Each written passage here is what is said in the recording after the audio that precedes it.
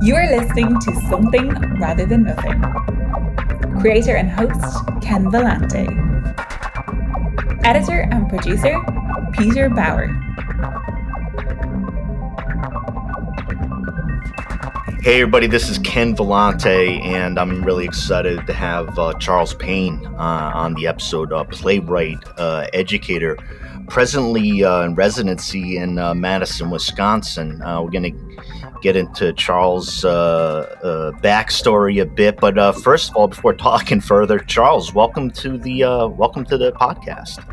Thanks for having me. I'm super excited to be here.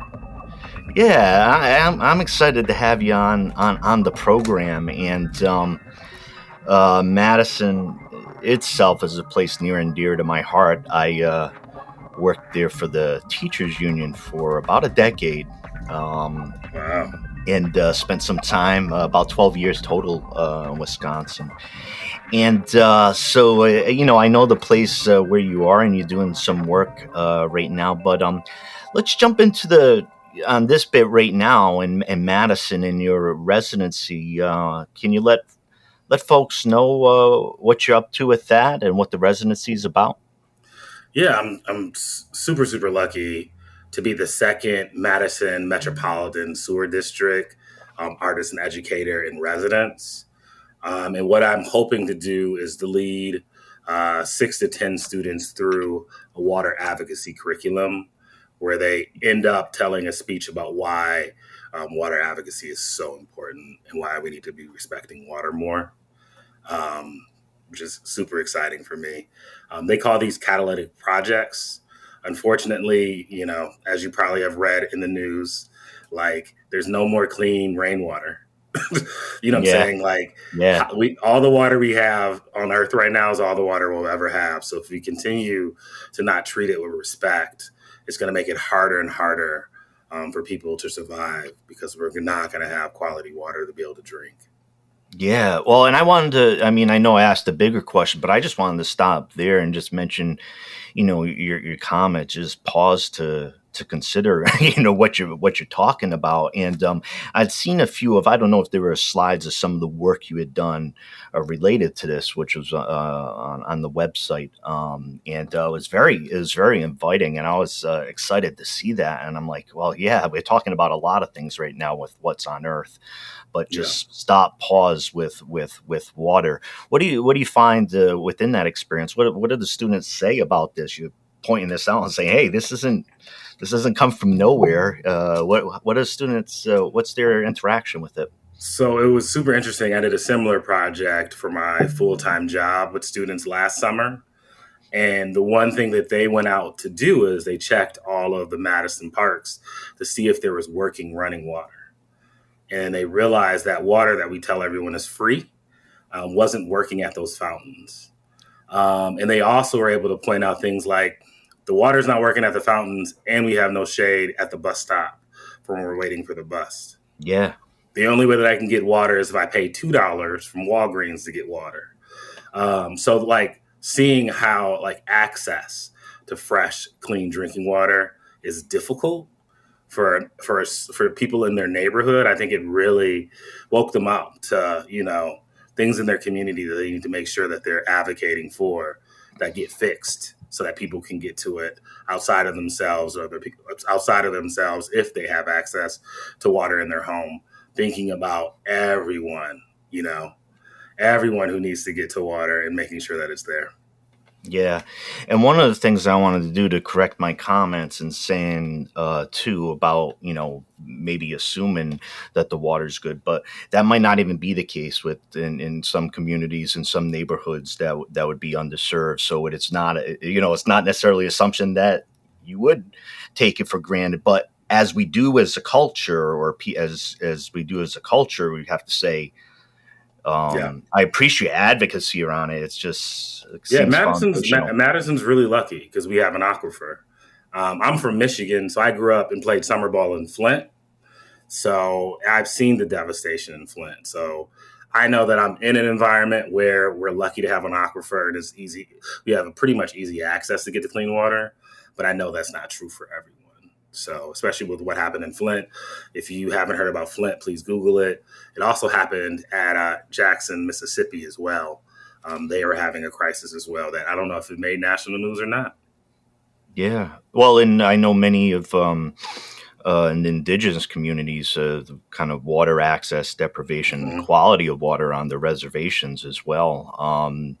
It's exciting for me to, bump into you and then see that work online, and me being kind of tuned in with education and, right in there and doing that work. Mm-hmm. I really appreciate that.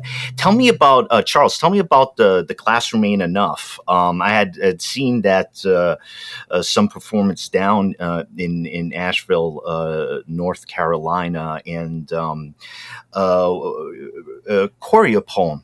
Can you tell us about this work, and how, and tell folks about it, what a choreo poem is, if you could? Yeah. So the Classroom Ain't Enuf is a play. I was inspired to apply for a New Voices, New Classes of Tomorrow award with the American Players Theater, which I'm a huge fan of. It's in like Spring Green. It's an outdoor theater. It's beautiful. It's a great place to be. And I would love to see my work on that stage. So I wrote 10 pages for them, and I made it to become a semi-finalist. They decided to go in a different direction. I submitted it again to another competition with Ford Theater Company in Madison, and they also made me a finalist. But they decided not to go with it. They said it'd be too difficult to put on. And then I was lucky enough that this small theater in Asheville, North Carolina, that only does new plays and has the play development program, said they would take on my work. And then they applied for a grant and they got it. We were lucky enough to workshop the play at Clemson University for a week. And we were able to do a reading at Magnetic and at Clemson, which was a great summer for me, where I got to work with 4 equity actors, all reading my work. And then they did a more fuller production in Asheville this year. And I got to see the fruits of my labor, as they say. Yeah. Because I got to see the full production with 4 different actors, and with the full set and the music and everything. It was like a dream scenario coming true for me. So if you don't know, a choreo poem is a form of dramatic expression that combines poetry, dance, music, and song. It was a term that was coined in 1975 by one of my favorite Black writers. And they wrote the play for colored girls who have considered suicide when the rainbow isn't enough. And I've spelled enough the same way as it's spelled for this play, to pay homage to the fact that I love for colored girls who consider suicide when the rainbow isn't enough. And it's my play. The way it's different is one, it's stories from me teaching, poetry from me living, all combined together, interspersed with music and movement. And it just was a lot. It was a lot of fun to see. Really fast moving, a lot of changing of scenes, really great music. Sitting in the audience and hearing the audience sing along was like huge for me. So it was just, wow. It's just a different form that you don't often get to see, but it turned out so well. I was so proud of what Katie put together. Yeah, seeing it developed in that way as the creator, I'm just asking you as the creator, this comes out of your head, and then you're watching it, what it becomes. It feels like that kind of thing that artists talk about. It's like out in the world now, and it's on its own, and look at it looking back at me, right? Yeah. So I've been lucky enough, because I was a slam poet at first, and I traveled to some national competitions, and I knew that my work would travel well. But seeing it really connect with people from North Carolina, a place that I've only been to once for a poetry competition, which has a different way of life than Michigan. But seeing them be able to connect to my words gave me a lot more confidence in what I'm writing and what I'm doing, and moving forward to continue my journey as hopefully being, a part-time artist at some point, and not someone who just does it whenever he gets a chance. Yeah. It's Well, it takes some courage, and I do appreciate the kind of like the insight of your reaction and seeing that come to life. We're talking about you as a creator, and you've done different type of things. But as a creator, was there a moment where you said, I'm an artist, or somebody called you an artist and all of a sudden you were, or a creator, whatever kind of word you want to put towards that? Was there a moment where you're like, shit, this is who I am? Yeah, I think things really shifted for me in high school. I did a lot of art for extra credit, but I never like really did it for me. And my teacher asked me we're a senior composition, to put together a presentation, personal statement of myself. And the only form I could think about doing that in was with poetry. And when I finished that piece, I had moved people to tears. Like, and they were like, and that's when I realized, okay, I'm really good at something. You know what I'm Yeah, saying? Like, to the point where I can change emotion. So this should yeah, be something that I look into deeper. And since I saw that moment, like, I've always been looking into writing. I've had like a few other incidents where like where I realized there might be a talent there, but I wasn't really paying attention to it. Like, I got what was it, the Newbell Award in elementary, where everyone turns in a story and they get picked up. That happened to me, like in fifth grade. But I didn't. I just thought it was because I was the only one who did the assignment. Like, I didn't think it was because I was good. yeah. And Who knows then, what's going on in your head, right? yeah. Just like, And in middle school, we wrote a couple of like plays using other people's work and putting it together, because we wanted to celebrate hip hop. So we did that when I was that was really great, and people loved that play. But I think, like, when I saw that my work could like move people to tears, I think that's when it was like, okay, like, if it's bringing out this emotion, then we're connecting on a deeper level. And for me, it feels like I'm helping people have empathy and move past their narcissistic tendencies, and seeing that we're in this all together. And I think that's always been my passion, is, to build community. it's a good instinct. I tell you, since talking to a lot of artists on the show, I think my head sometimes would think about like movement in one way and poetry in another way, and just kind of the way you're describing it, I've begun to appreciate so much movement and body movement. I like dance. Mm-hmm. When I was a kid, I grew up in the city, so I was the white boy break dancer at 12, for the backup. Okay. Yeah. So I grew up around it, but I never kind of like fit into my head how important it was to me. I don't know. You live a certain way, and maybe it's culturally not around, but talking to a lot of artists and talking about poetry and movement and other forms has helped has helped me understand the arts better, because my body wants to move and my brain moves quickly, so you can do all these type of things. As far as the audience really having that impact, that is a powerful thing that you were saying, because I think some of us, whenever we feel like more than ourselves, or people are really paying attention, or they're responding to us physically, you can see it. Mm-hmm. It's such a powerful thing, and it was really exciting to hear about that for you. And that kind of being a catalyst of your art.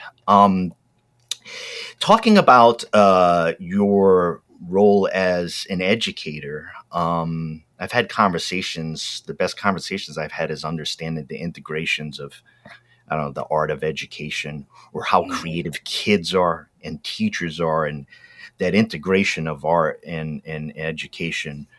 For your perspective, in how you teach, how do you look at the arts within that? Is it all part of the arts, or you look, how do you approach it creatively, Yeah, teaching? I mean, You know, I approach it as art. And the way that I approach it as art is I want to make it about the students and not about me, and not about the standard. Like I wanted to connect to their personal story, their personal being, their personal interest. And I'm always trying to meet them where they are. I'm not currently working as a teacher anymore. I've been doing more education outside of the classroom. But I've always believed that a child only educated in school is an uneducated child. Like, so there needs to be learning happening outside of the classroom. And that's something that I am like really passionate about providing. And if it's happening outside of the classroom, it has to be self-driven. It has to be something that they have interest in.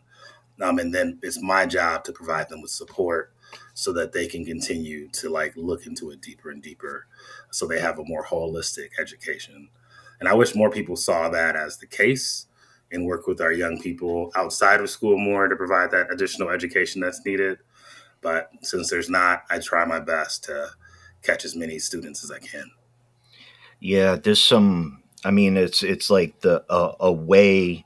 It's not like the way of education, but like a way of education. I work with a lot of teaching professionals in the representative capacity, and one of the biggest things that I'm sensitive to, not in the classroom myself, is that the power to instruct, the power to be creative, the power to in time to reach that kid in the way that you as a smart teacher know how to.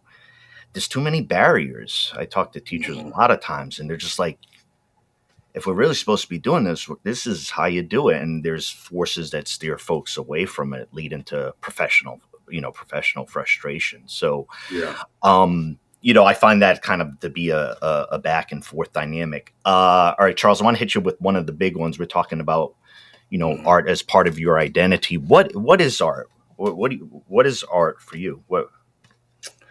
For me, I think art is a true insight that reveals itself in a way that hopefully bypasses my consciousness and less conscious assumptions. I hope it moves me past my defenses, my filters, and my biases. So in short, like when I think of art, I think it is my story. I love that. I love stories too. Charles, what's the role of art? So what's it supposed to do? And we're talking here July 2023. Does it have to do something different now than it's done before? Art, its role. I don't think it does have to do anything different. Like, I think the role of art is to communicate what's happening in the world on a level that's beyond, of course, self-consciousness and an ego-driven narcissism. So in short, I have always thought like the role of art is to tell my story fairly and unabashedly. Not like a Texas history textbook, but tell my story truthfully. And I think that humanity is what makes art so important. And if you look back, like you look at the Black Panthers movement and their propaganda and the fact that they've had art, there's always been art for the people to express themselves, to have connection to, even if they didn't know what they were doing was art. I think for me, just my perspective on Black Panthers and also providing food, early on to help kids in the city, but the arts, and I think it was a group there that was for the people and was such a threat because they're addressing those needs of food and other, the other things beyond the system. Because I can say for myself, I still remain in puzzlement as to the lack that my education was, right? Yeah. I graduated in 1990, white suburb school, and I'm like, well, as I've done more shows with Indigenous guests, I've gone back and I'm like, how is it that I had like a week of Indigenous history or something as a student? Like a day. A day. I only remember the Chief Joseph quote, "I will fight no more forever." Dude, and I got that like tattooed on my leg because that was the only thing we got. That's what I was taught. I visited Joseph last month. Well, here's the point on education, right? We're talking about this right now. And that First People and Chief Joseph, yes, but the paucity of like the education just astounds me. And here's the biggest part for me is, I as an artist, you as a lifelong learner, a curiosity. I hold that is that when you're done with high school, and nothing against anybody, but when you're done with high school, you're done with you being educated in that setting. Yeah. There's going to be some gaps that'll make it difficult for you to understand the world. And I guess do you see within that, I'm just not to read into you, but that the you doing the stuff with the water and that type of curriculum, that's where it is, kind of, isn't it? I mean, I think it has a lot to do with, self-motivation and wanting to have your own interests that you want to learn. I think the reason why I was turned on to like doing the water curriculum is because we also put on free story slam events all throughout Madison, me and a couple of my friends. And we came across this idea that if you do personal climate stories, people will take global warming a lot more serious. So, and when it's personal, I think it really helps people connect. And I tell a really brave story about when I was living in Madison. I think it was like the first day we were in the house. Madison flooded and we lost everything that we owned. And it's because there's a large Target that's using more water than needs to be used by anybody, like right above us, that all that water had to go somewhere. And it came out and it like destroyed my entire like house. But like those personal climate stories, like, rain and how it impacts people and having floods and people talking about it, I think it makes the issue more real for people. Like, okay, we had all that water travel. I'm going to get these leaves up so that our streets don't flood anymore, because I know what that could lead to. So I think that's really important. Like you have to be able to connect with your story, right? You have to be able to tell it. And then hopefully you can move people to like do things a little bit differently so that we can have a better environment for all. Yeah. Wow. That's an intense experience. I mean, right off the bat, I mean, that's courage to move through that. But I was getting it in talking before when we were talking about Flint and talking about, whole story, with resources, corporate power, and things like that. Is the term we're referring to as environmental racism, or the decisions, the social policy impact decisions that impact who suffers the consequences of the target? Yeah. Yeah. I mean, who's allowed to enjoy nature? You got to think about like birding while black or hiking, who's allowed to be a part of the recreation part of nature. And there's not a lot of people who look like me that are doing recreation when it comes to being out in nature, because it's not been a safe environment for us to participate with. So, I don't consider myself someone who's fighting environmental racism. I see myself more as a social artist. Yeah. Which is someone who aims to use their creative skills to spark change. So I'm hoping, it's great that they're doing this project on water, but I'm hoping these skills that these students learn for advocacy, they can take and apply to their life. So if another issue comes up, even if it is not about water, they have the skill set to be able to take the steps that they need to move forward. Right. Despite, in addition to the things we talked about with regards to writing, the other things that you're working on developing or seeing where you move towards as far as creatively with story coming up that you could refer to? So I usually do The Moth, which is a national podcast that I hate to give. Great. That's awesome. That I hate to give props to, because I have some issues with The Moth, but I normally do story slams like that to like freshen my skills. Been really lucky to be able to write essays for the local newspaper, which is the Isthmus. They've published 4 of my essays. Yeah. Really getting into like essay writing. And I've also done there was a Madison Story Slam company that's recorded a couple of my stories. Now that I'm realizing that I don't own the rights to those recordings, I try not to do events that have recordings. And I try to put on events where we don't record the storytellers, so they can be vulnerable and control the fact that it's not being played over and over again. But yeah, I'm always trying to like write stories. My goal is to eventually write a book or get into an adult MFA program so that I can put together a manuscript. That's where I'm always trying to like get to with everything that I create. I'm trying to find another way to tell my story. Yeah. Well, thank you for the poetry. The show, the podcast recently, I've had a lot of poets, and I look back. I've been doing it for 4 years. I haven't looked back towards the beginning, and I had 2 or 3 poets early on. And just for me, like looking back, I've always loved poetry, but I've been interested in many things, and I've lived long enough where it kind of comes back in, and it's exciting. But one thing I love about poetry is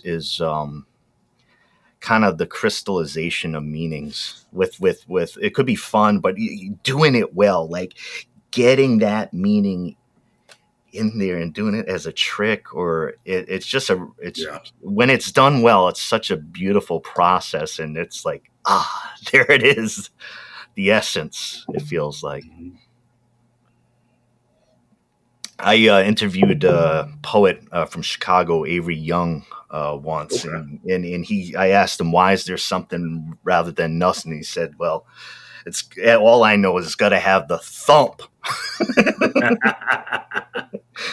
And I said, Avery, amen to that. Amen to that. Yeah. Charles, I got to hit you though with the big question that you can answer how you will. Why is there something rather than nothing? Like how do we end up here? What? Yeah. Why is there something rather than nothing? I believe in that thump. There is something there rather than nothing. Because people often live their lives vicariously through something. Like you talked about earlier, like breakdancing meant a lot to you, listening to this hip hop, you're vicariously living through it. It might be someone's children, it might be their job, it could be other forms of art, but evidently those folks' energy must go somewhere, right? Yeah. Every person, sometimes even stifled people within them, have the potential to make art. Now, we may not call it art. I think breakdancing is art, but you might not call breakdancing art. You might not call like being a part of the growing hip hop scene as being a part of art. But, it's the essence. You know what I'm saying? Like whatever form it takes, it's the thing that we do that reveals who we are, even if we have no idea that's what's really happening. Like, I don't think people, when they were making hip hop, they knew it was going to be so transformative. For their community, it sounds like when hip hop started up, I only know this because I've read a lot of Tracy Rose and I've seen her speak. It sounds like they just weren't allowed to go into clubs, so they decided to set up block parties by stealing electricity.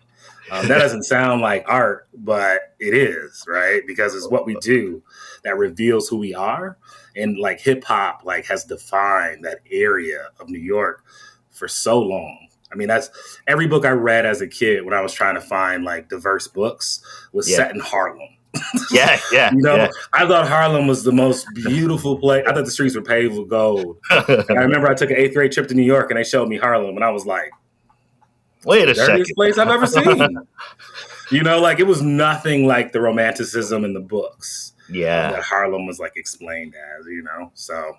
Well, it's seen different phases too. I mean, think of the Harlem Renaissance in different phases, but it does create these romantic notions that may exist there. But no, I get I can even feel the gritty, of how like on the hip. I mean, I love seeing the old clips of DJ Kool Herc, and it'd be like just the back of that like station wagon or the wagon, and those speakers going through, and it's like.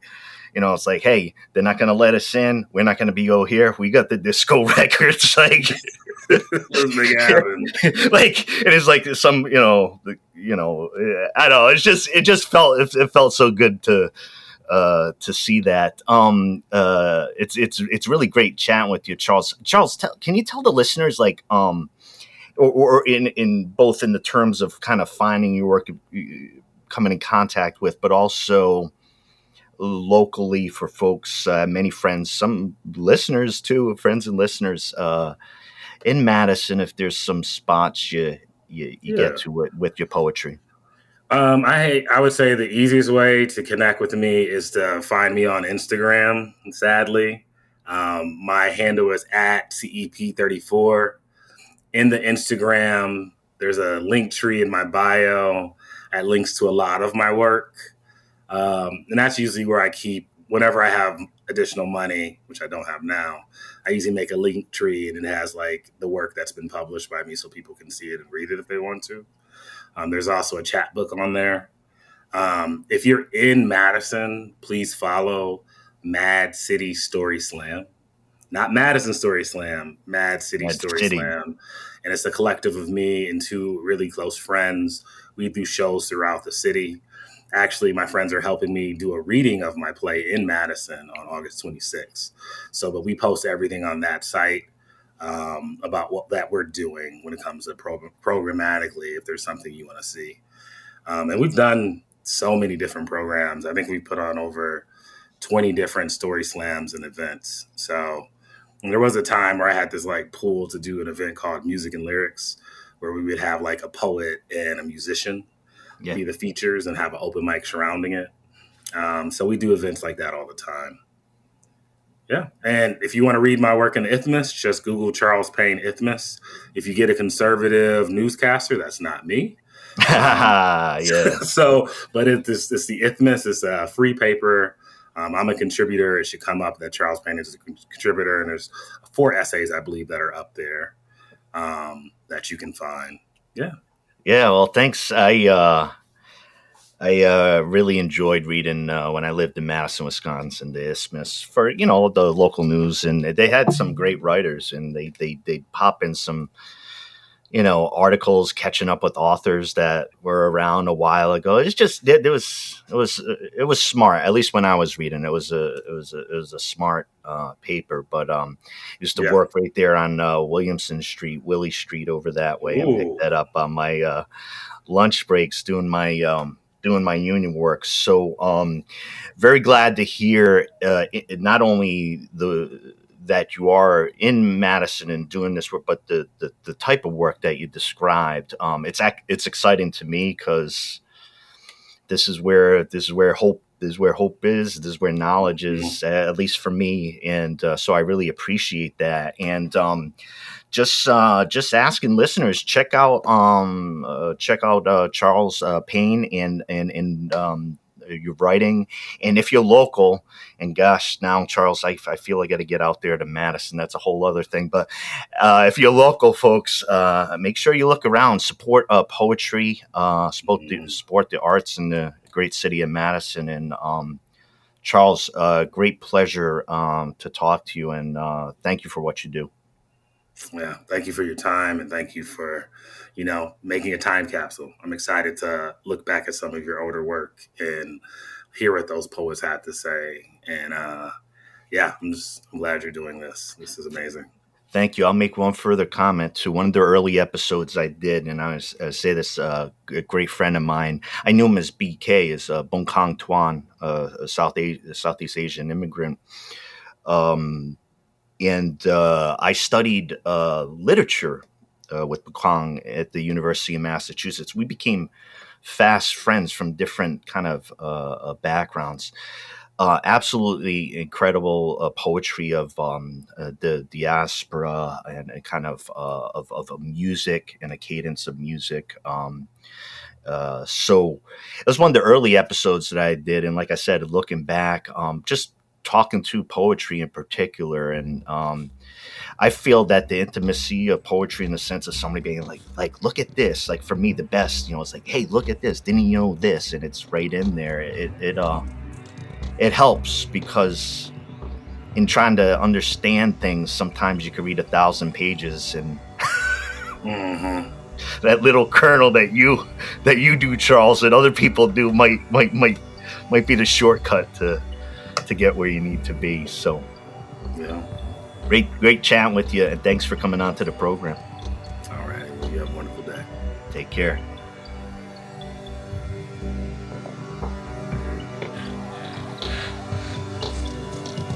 This is Something Rather Than Nothing,